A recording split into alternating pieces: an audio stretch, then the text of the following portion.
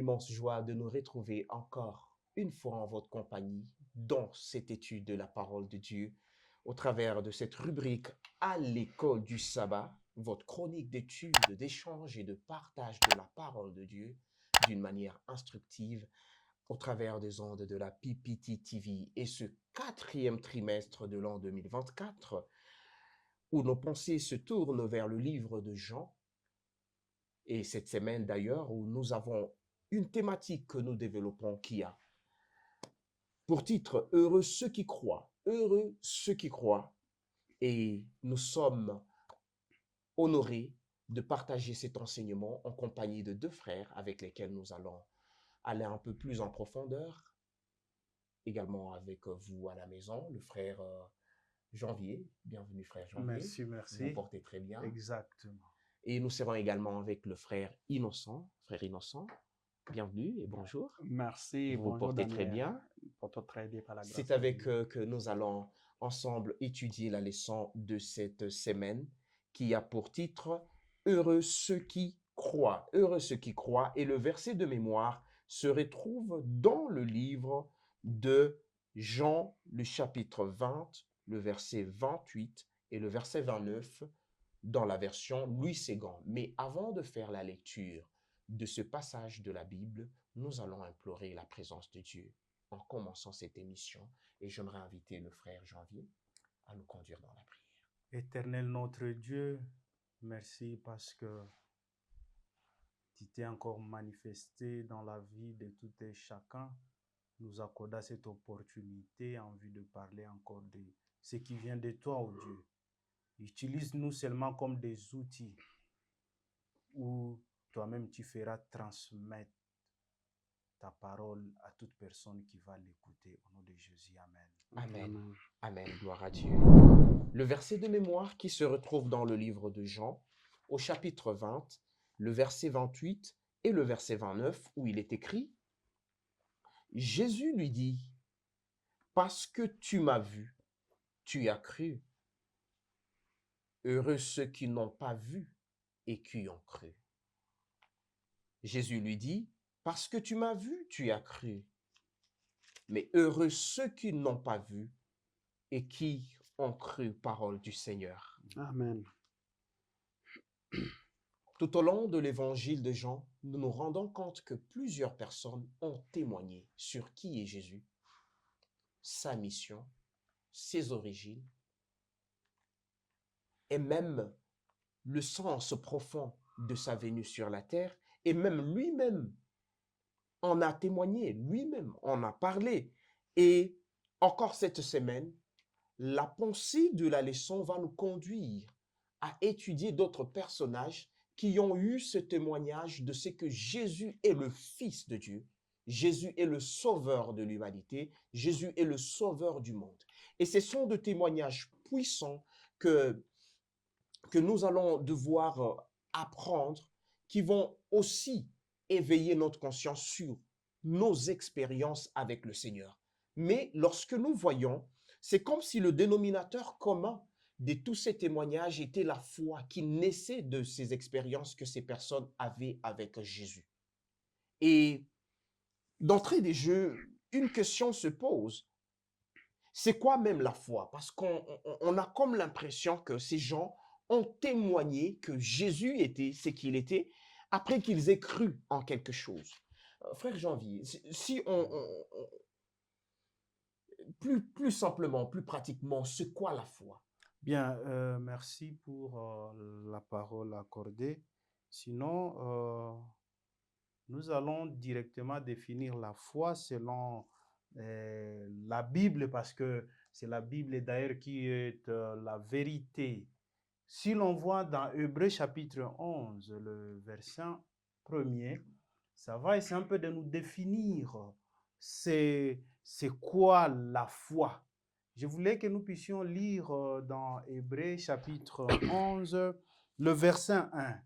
Si le frère Innocent va nous aider avec la lecture. Hébreux chapitre 11, le premier verset nous dit « Or la foi est une ferme assurance des choses qu'on espère, une démonstration de celles qu'on ne voit pas. » Voilà. C'est ça la foi. La première des choses, ce sont des choses qu'on espère. Et il y a aussi une démonstration des choses qu'on ne voit pas. Qu'on ne voit pas. Voilà. C'est-à-dire qu'il a fallu d'abord que si vous voulez avoir la foi, et même la Bible est partie très loin, la foi vient de ce qu'on a écouté. De ce qu'on attend vient la foi. Pour dire que si nous voulons définir la foi, et voilà, ça nous amène d'abord, premièrement, nous devons d'abord espérer à quelque chose. Et puis, deuxièmement, nous devons avoir une vision, une démonstration de ces choses-là que nous ne voyons pas, que ça va se manifester. Bon, je Oui. vais ajouter un élément. Alors, je vais d'abord dire quelque chose, que la foi vient. Je vais appuyer cela par le verset de Romains 10, du 7e verset qui nous dit, « Ainsi la foi vient de ce qu'on entend. » C'est-à-dire, la foi vient de quelque part. La foi, ce n'est pas quelque chose qui est à nous, mais la foi vient. Mais vient d'où? Parce que nous entendons beaucoup de choses. Nous attendons de littérature, des livres, et nous attendons aussi la théorie de Darwin qui nous dit que l'homme n'a pas été créé, mais nous sommes le fruit de l'évolution. Mais 17 nous dit, et ce qu'on entend vient de la parole de Christ. Alors je mets en relation avec le verset 3e d'Hébreux 11 qui nous dit, c'est par la foi que nous reconnaissons que le monde a été formé par la parole de Dieu, en sorte que ce qu'on voit n'a pas été fait de choses visibles. Donc, d'abord, il faut qu'il y ait cette base de ce qu'on entend et ce qu'on entend qui fait en sorte que notre foi puisse croître, c'est la parole de Dieu. Gloire au Seigneur. Et est-ce par là on peut en déduire que le témoignage d'Abraham, parce qu'on voit Jean revenir sur cet élément que Jésus dit sur Abraham, comme ayant vu certaines choses de loin, les ayant saluées de loin, et il a tressailli de joie. Abraham a tressailli de joie. Est-ce que Abraham portait en lui cette espérance, cette foi, cette conviction que le salut viendrait un jour et que ce salut-là viendrait au travers de Jésus-Christ? Frère Innocent. Bon, merci beaucoup. Même avant de parler d'Abraham, nous pouvons remonter même très loin encore dans le jardin d'Éden. Lorsque nos aïeux, nos premiers parents ont commis les péchés et qu'ils se sont vêtus d'agneaux, on leur a montré de loin un agneau qu'il fallait égorger pour au moins se vêtir de la peau de cet agneau. Et dans la révélation, on leur a montré que l'agneau là, ça symbolisait Jésus. Et quand nous revenons sur Abraham, là nous sommes sur le mont Moridian. C'est dans ce contexte où Abraham, lorsqu'il veut donner son fils Isaac en sacrifice en holocauste, l'ange gardien retient sa main, lui montre un agneau. Cet agneau qui a été pris en rançon à la place d'Isaac, c'est cet agneau qui symbolisait Jésus. Voilà dans la révélation, lorsque Abraham a su que cet agneau symbolisait Jésus, il a dit, oh, j'ai hâte d'avoir ce jour où c'est Jésus va arriver. Donc Abraham comme père de foi, comme d'ailleurs père de la nation juive, a vu et a désiré vivre ce moment-là. Mais finalement, quand ses descendants vivent l'effectivité de ces choses, on voit que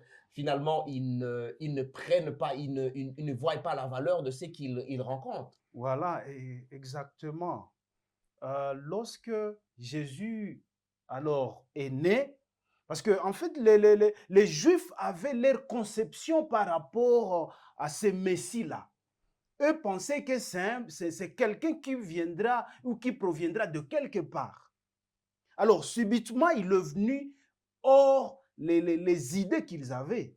Et quand il se présente, et voilà, ils vont dire que ce n'est pas celui-ci. Or, leur père l'avait bien confirmé. Là, c'est que même Jésus même a réitéré que votre père Abraham avait vraiment de la joie, il avait vraiment le souci de voir ces jours. Mais alors, les Juifs ont dit que non, ce n'est pas lui. Alors, pourquoi ils sont arrivés à ce niveau? C'est parce qu'ils avaient leur conception, leurs attentes par rapport à ces Messies-là. Et c'est pour cela que quand il arrive, ils disent non, non, ce n'est pas lui. Et cela n'est-il pas un danger pour nous? Parce que ils ont été dupés. Il y avait tout, il y avait la prophétie, il y avait Oui. tout, il y avait tout était réuni pour qu'ils connaissent, qu'ils voient quel temps ils étaient et le salut qui était venu vers eux, mais ils n'ont pas reconnu. Qu'en est-il de nous aujourd'hui? Sommes-nous Bon. conscients? Le monde actuel est conscient de réalités qui s'y trament autour de nous. Oui, les problèmes, hein, le problème d'abord, c'est la connectivité. Abraham était divinement averti parce que c'était un homme qui était connecté avec Dieu. Ces gens, regardez comment Jésus leur dit. Abraham, votre père, a tressailli de joie de ce qu'il verrait mon jour. Là, nous sommes en Jean 8, 56. Mais les chefs religieux répondirent, tu n'as pas encore même 50 ans. Ouais. Et tu as vu Abraham. Vous voyez, Jésus parle des choses spirituelles parce que ces gens étaient déconnectés et ils entendent autre chose. C'est pourquoi à maintes reprises, Jésus parlait avec les pharisiens, quand il parlait de naître de nouveau, Nicodème entend autre chose. Quand il parle à la femme samaritaine qu'il va donner de l'eau de vie, il dit qu'il n'a même pas un récipient pour puiser. Donc les gens étaient totalement déconnectés. Mais souvenez-vous que parmi ces gens, il y avait des gens qui étaient connectés à l'instar de Siméon. Lorsqu'on présentait Jésus dans la synagogue, il était bébé. Il dit maintenant mon cœur peut se reposer en paix parce que je vis le Messie. Donc ça demande nous aussi. C'est un danger pour ceux-là vraiment qui ne sont pas connectés. Et si cette leçon nous est venue aujourd'hui, c'est pour que d'une manière ou d'une autre, nous soyons connectés au travers la parole qui nous est disponible. Gloire au Seigneur. Et d'ailleurs, ce qui nous conduit à une autre question qui traite d'ailleurs de cet état de gratitude, parce qu'on voit Jésus faire et opérer des choses et des choses dans la vie de certaines personnes dans le passé, tout comme dans notre vie actuelle. Il opère de choses, mais il n'y a pas cet esprit, cet état de gratitude. Quand je vais dans Jean 12, on voit l'histoire de Marie qui revient posant un geste exceptionnel. Qu'en est-il de cet état de gratitude? Parce que finalement, Dieu fait des choses, même dans notre vie actuellement. Ouais. Qu'en est-il de cet état de gratitude? Oui, en fait, quand il y a la gratitude, ça veut dire que quelqu'un t'a fait une bonne chose, par exemple. Quelqu'un t'a aidé lorsque tu traversais peut-être une situation quelconque. Et quand il y a la question de la gratitude, ça veut dire, je sens d'abord l'importance ou l'intérêt de cette aide chez moi. Où est-ce que la personne, où est-ce que cette aide m'a enlevé? Je reconnais la valeur, voilà. Je reconnais la valeur de cette aide. J'ai dit non, non, je dois quand même présenter la gratitude quand même. Et c'est pour cela que cela doit être alors accompagné par les témoignages. Celui-ci m'avait aidé à faire ça. Celui-ci m'avait aidé lorsque j'étais dans cette circonstance. Ça devient directement un témoignage. Et c'est pour cela que quand il y a la gratitude, normalement, la gratitude doit être accompagnée par un témoignage. Gloire au Seigneur. Et d'ailleurs, parlons de ce témoignage, parce que le témoignage de Marie semble être un témoignage vivant, un témoignage pratique. Marie avait-elle conscience du geste qu'elle posait quand elle est venue, rappelons peut-être pour ceux qui n'ont pas pu avoir la possibilité de lire ce passage, que Marie est venue verser un parfum de grand prix un jour quand Jésus est venu euh, dans leur contrée et que c'est qui? C'est Siméon Siméon, a oui. offert un festin Oui. pour remercier encore là un autre geste de reconnaissance envers ce que Jésus avait fait pour eux. Et Marie a versé ce parfum sur les pieds de Jésus. Est-ce que Marie comprenait exactement le sens et la profondeur du geste qu'il faisait? Parce que finalement, Jésus va témoigner que ce geste sera reconnu.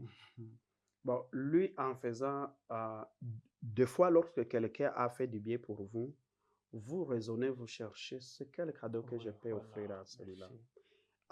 Et Marie en offra ce parfait de grand prix.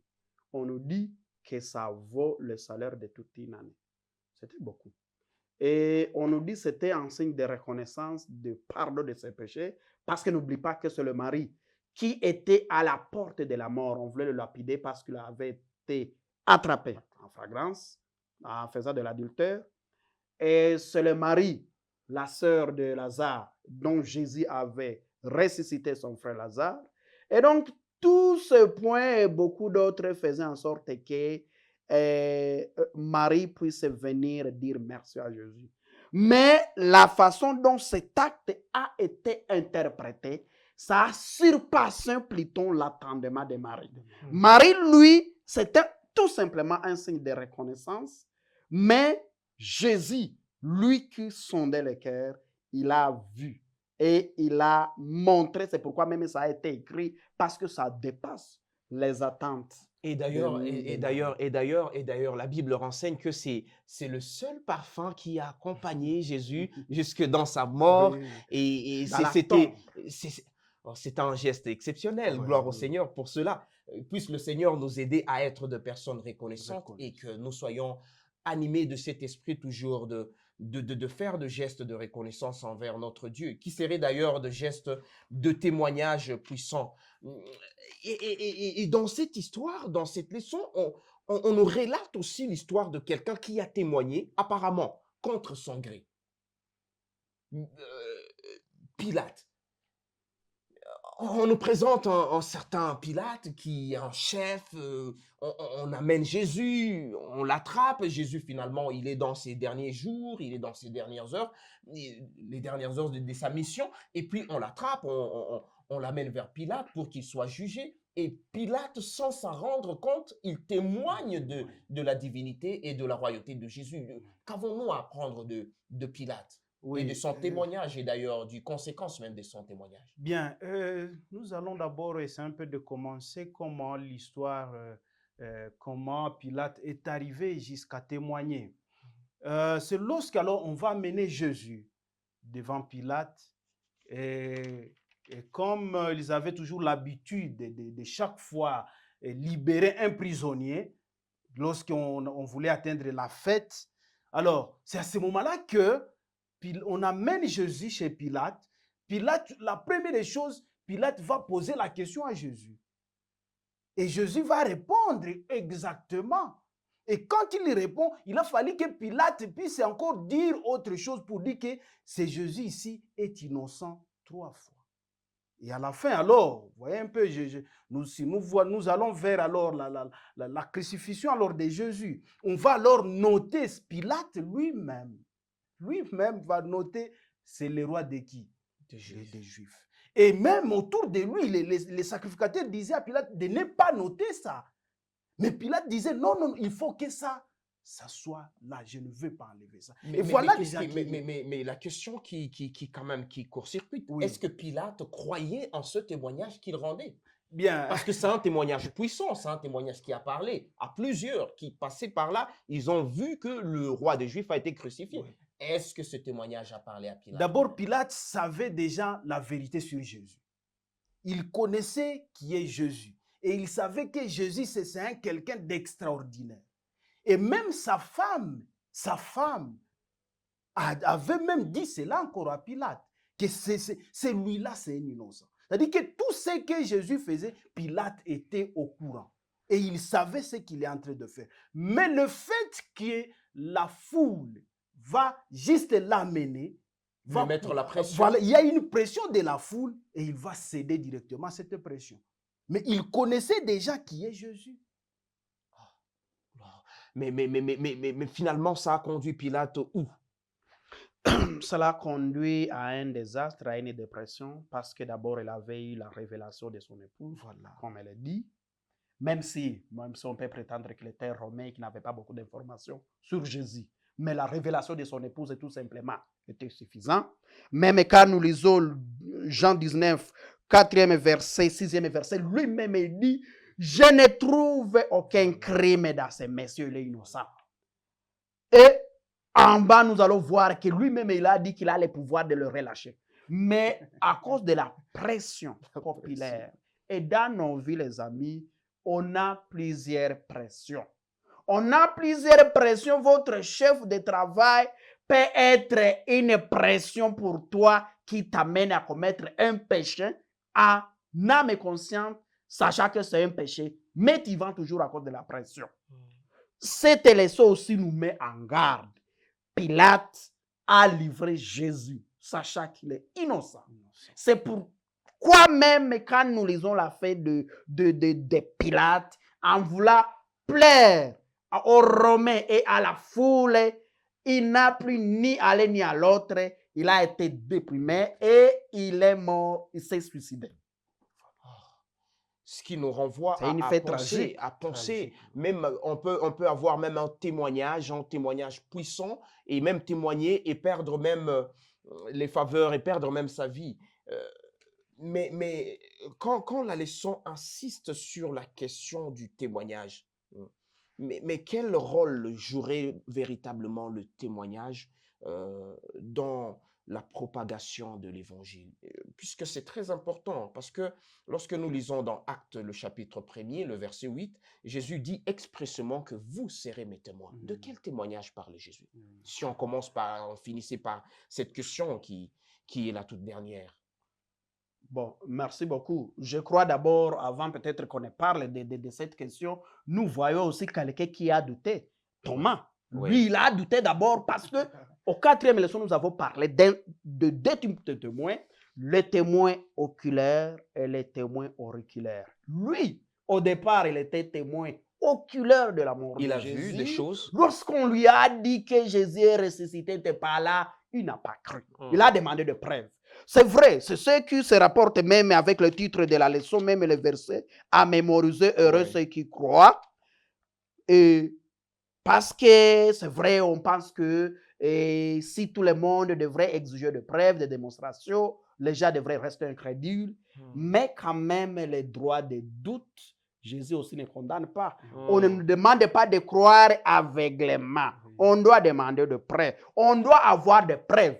Plutôt, c'est ça ce qu'il faut savoir. On ne doit pas avoir aussi un CV vide avec Dieu. Voilà. Il faut qu'on ait une expérience personnelle avec Dieu qui doit faire en sorte que ça soit une preuve pour vous. Parmi les preuves, on peut citer la parole de Dieu, on peut citer la création, mais nous revenons beaucoup plus sur l'expérience personnelle de chacun. Alors, je vais lire une phrase pour terminer. Oui. Chacun de nous a sa manière, à partir de sa propre relation avec Dieu, il peut avoir une histoire à raconter. Voilà cette expérience personnelle avec Dieu, c'est chacun doit avoir soi. Il ne faut pas avoir un CV vide avec Dieu. Et lorsque nous n'avons pas un CV vide avec Dieu, on aura des choses à raconter. Nous serons des témoins de Jésus. Voilà. Quelque chose à ajouter là-dessus? Oui, exactement. Je voulais seulement que moi et vous qui êtes en train de nous écouter,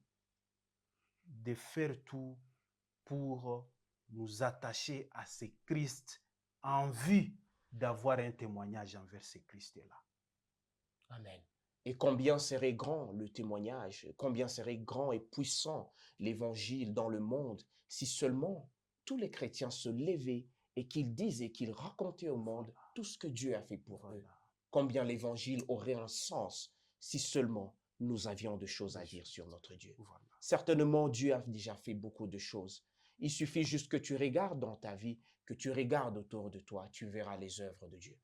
Et Dieu continuera à faire de grandes choses. Mais il faut que quelqu'un s'élève et qu'il aille témoigner que Dieu a fait ceci, Dieu a fait cela, Christ a réalisé ceci, Christ a réalisé cela. Et j'aimerais qu'en clôturant, qu'en finissant cette leçon, qu'on revienne sur le verset de mémoire où Jésus a dit, parce que tu m'as vu, tu y as cru. Mais sont heureux ceux qui n'ont pas vu, mais qui ont cru. Que l'Éternel nous aide et qu'il augmente la foi de chacun d'entre nous. En Jésus-Christ, amen. Amen. J'aimerais inviter le frère Innocent à nous conduire dans la prière pour Prions. clôturer. Éternel notre Dieu, nous venons encore une fois de t'écouter nous parler à travers ces télésos qui nous dit heureux ceux qui n'ont pas vu mais ont cru. Assurément, tu nous apprends aussi avant de croire, de comprendre, d'utiliser la raison. Nous demandons, Seigneur, que tu puisses disposer notre esprit pour chercher la vérité et comprendre afin que nous puissions croire et amener beaucoup d'autres à toi. Telle est notre prière pour nous et pour nos téléspectateurs. Au nom de Jésus, amen. Amen. Amen. Gloire au Seigneur. Nous aimerions juste vous rappeler que cette émission n'ira pas de l'avant sans votre concours. Alors, n'oubliez pas de liker, n'oubliez pas surtout de partager. Et si vous avez des questions, vous avez des ajouts de commentaires, n'oubliez pas de nous les faire parvenir. C'est pour la gloire du Seigneur. N'oubliez pas que nous prenons rendez-vous pour la semaine prochaine. Que le Seigneur vous bénisse, qu'il bénisse la PPT TV. À la prochaine, au revoir.